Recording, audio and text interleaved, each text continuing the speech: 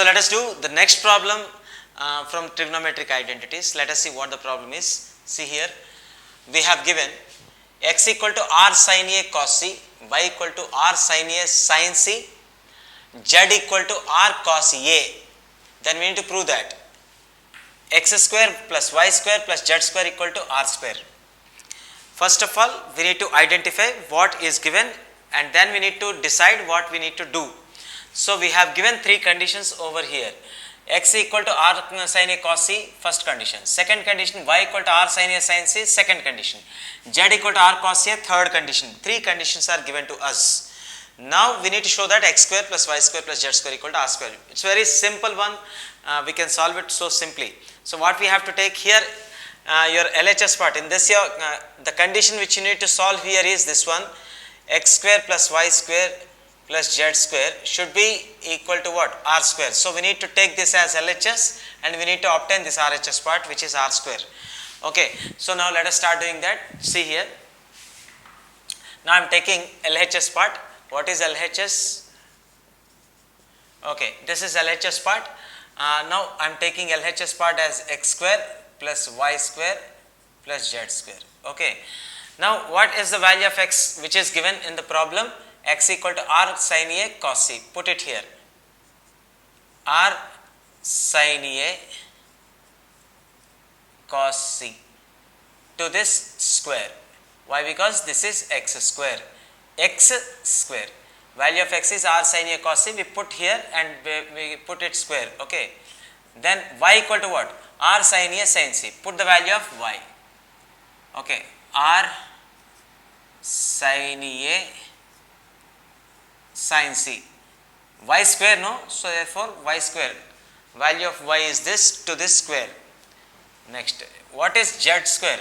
Z will be r cos a. So r cos a whole square. So what we have done?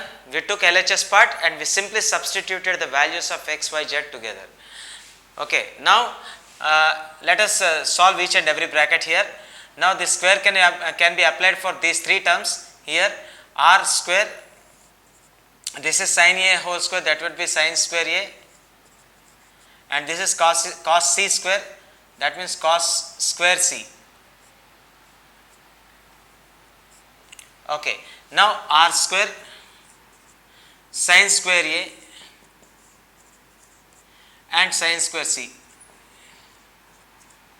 plus this is r square cos square a, means square is applied to all the terms r and cos a, right. So now we separated the terms here. Now let us group the terms depending upon situation. According to my convenience, I am going to group these two terms here. I am going to group these two terms. So after grouping these two terms, why I grouped these two terms only? Because we have some common factors that we can take out, means we can take common, so that problem can be easily solved. So here there is a common factor in these two terms, this term and this term. R square is a common factor and sin square a is also a common factor, so we can take them common. That's why I grouped these two. So here r square is taken common and sin square a also is taken common. Now in this term these two are we took out. Now only cos square c is left over, plus here also r square sin square a are took out. Now sin square c is left inside, plus this is r square cos square a, right. We wrote it as it is. Now observe, this is again what? Sin square c plus cos square c or not? I mean cos square c plus sin square c is same or not? So cos square c plus sin square c value would be how much? 1 or not? Okay. Why? Because it's a identity. Okay. So r square sin square a into 1 plus r square cos square a. Now here 1 means we don't need to write this one. Okay. R square sin square a plus r square cos square a, right. Now what are the common factors? How many terms are here? This is one term and this is one term. In these two terms, what is a common factor? Again, r square is a common factor or not? Exactly. Take out r square common. Okay, now sin square A is left in this term and cos square A is left in this term. Sorry, cos square A is left in this term. Now tell me, what does it represent? This is again a trigonometric identity or not? Sin square A plus cos square A. Now that means sin square A plus cos square A equal to 1. We can write here 1, that is r square into 1, which is what? R square. I think we obtained our required RHS. So we took LHS part x square plus y square plus z square, okay, and we obtained RHS successfully, which is r square. So we could prove it. So I think you students would have enjoyed this problem and you would have understood this.